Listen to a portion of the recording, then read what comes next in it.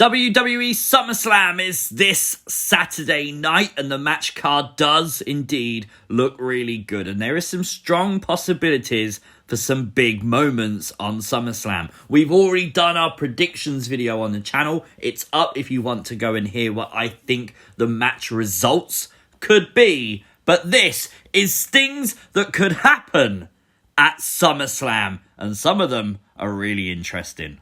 We start off with the Raw Women's Championship match and the possibility of Becky Lynch returning to WWE. If Charlotte Flair wins the Raw Women's Championship, I think this makes most sense to then have Becky Lynch come out and literally punch her in the face. Why not? Charlotte Flair has been very vocal. The audience have been very vocal with Charlotte Flair. And there are reports online that Charlotte could be the first opponent for Becky. Makes a lot of sense. Becky's had a long absence. Put her in the ring with someone she knows. That makes the most sense in WWE logic. So a big confrontation between Becky and Charlotte at SummerSlam is definitely a huge possibility. And it's only Saturday that we find out if it happens or not. Drew McIntyre goes one-on-one with Jinder Mahal. And this is a little bit out there. But maybe Drew McIntyre uses the sword as a weapon. Now, the interesting part here is Drew won the right to have the sword at ringside at SummerSlam. And I don't know what the payoff here could be unless he uses it as a weapon. Now, it's possible Jinder does something to the sword during the match. Snaps it, breaks it, something heelish. That's possible. But I feel like that's building a feud, not to end a feud. So I really don't want this to continue. So the only way I can see it possibly happening is if Drew actually uses the sword as a weapon. But you can't imagine Drew McIntyre literally stabbing Jinder Mahal live on SummerSlam, right? I don't know. But we did get an eye for an eye match at WWE last year, so it's possible. Like, WWE could have thought of a way to do this. It might look a little bit cheesy, but anything's possible with WWE. Eva Marie goes one-on-one with Alexa Bliss after the match was made last night on WWE Raw. Of course, the big talk now is maybe the Lilly doll comes alive. I think if it's going to happen, it could be Doudrop. There's been this weird relationship between Doudrop and the Lilly doll. The Lilly doll seemingly is connected with Doudrop more than anyone else. We know that possession has been a big part of the Alexa Bliss story, and we're assuming that that power is Lily's. Well, Alexa's relationship with Doudrop has always been strange because she's never hated her. She's always treated her like a friend, even after Doudrop has attacked her multiple times. Why? Maybe because Alexa Bliss knows this is what is going to happen. That's distinctly possible. And it could be the reason why Doudrop handed back the Lilly doll on Raw. I think most fans would prefer to see Alexa Bliss portray Lilly and actually have like a Lilly dark side of her own. I agree with that. I just wonder if they want to use her to elevate someone else. And I feel like that's possibly what WWE has planned. Use Alexa Bliss to elevate Doudrop. Might make sense. The match everyone cannot wait for. Roman Reigns, John Cena for the Universal title.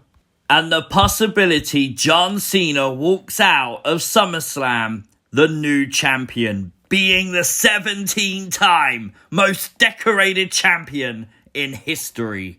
Now, it would make a lot of sense for WWE to do this, with Ric Flair recently leaving WWE very publicly, and someone obviously is eventually going to break that record. Why not John Cena? I honestly think this is John Cena's final run with WWE. I do think we'll see John Cena again, if you can, in the future, and I think John will return, but I don't think he'll have a 2 or 3 month run with the company again. So to have him win that accomplishment now makes sense. And he is booked for a few more dates after SummerSlam. There's an opportunity for him to drop the title. He doesn't need to be champion for long. Just do it and put that accomplishment on him for when you use him in the future. And if that happens, we got to worry about the wild card, the Prince Finn Balor, who has publicly said his name was in print on that contract and he wants to talk to John Cena. Now, obviously, Finn Balor is pissed. He's not in the Universal title match. He should have been. Is he going to maybe attack John Cena? Could he cost John Cena the match? That's possible. The two definitely have a history. And imagine if Cena drops the title to Balor after SummerSlam. That would be a really good story. Make Cena a really good transitional champion. But don't forget the other man who was involved in that contract signing was Baron Corbin, who now currently in his possession has money in the bank. Now, I don't think he's going to cash in, but maybe he gets the opportunity to. Maybe, though, I think Big E will get it back on SmackDown because there is a SmackDown before SummerSlam, and I don't think stealing it counts. And if Big E does get it back, that brings us to Lashley versus Goldberg.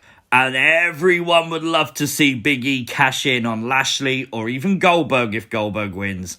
Win the WWE Championship and go to Monday Night Raw. That would be super cool. For clarification, I don't think all those things are going to happen. I really don't see Drew McIntyre stabbing Jinder Mahal with a sword. But it's possible, and it's definitely something to keep an eye open for at SummerSlam. And honestly, just enjoy the show because this looks like a really, really good card. It should be a good few hours of wrestling, which is exactly what we want and need, right? But let me know your thoughts in the comment section down below. Like the video, share the video, and if you are new to the channel, hit the subscribe button. I'll see you as always next time. Peace!